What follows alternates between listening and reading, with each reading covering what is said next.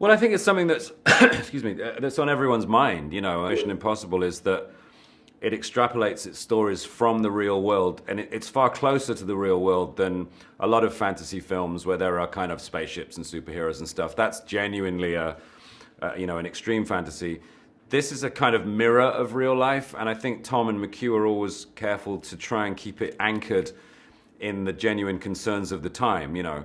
And I think with this film, this is an enemy that we've never faced before. It's something so different and so kind of terrifying.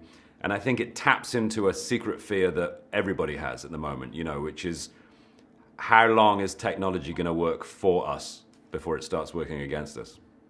Well, I think this franchise has had two lives in a way.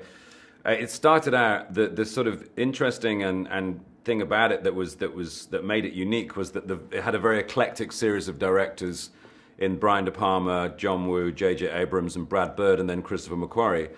And then in the back half of the series, you had this incredible collaboration between Christopher McQuarrie and Tom Cruise, where they just honed their ideas, they honed the story, and it became what it is today, which is this seemingly ever-improving kind of iteration of the Mission Impossible story and series.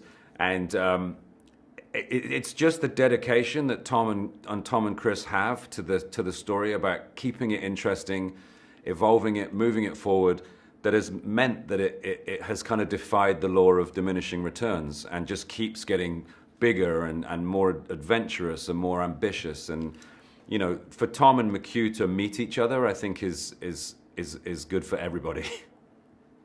Well, you know, we've been friends for 17 years now, and Tom has been so sort of generous in allowing Benji to have his role in the film. You know, Tom is always very keen that everyone gets their moment.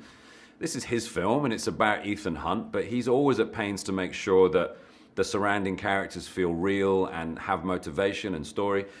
And so for me, it's been really fun to play a character who was plucked from a laboratory and thrown into the field and has since grown up and become a more mature and capable member of the team. So it's really fun to have played that role over these films.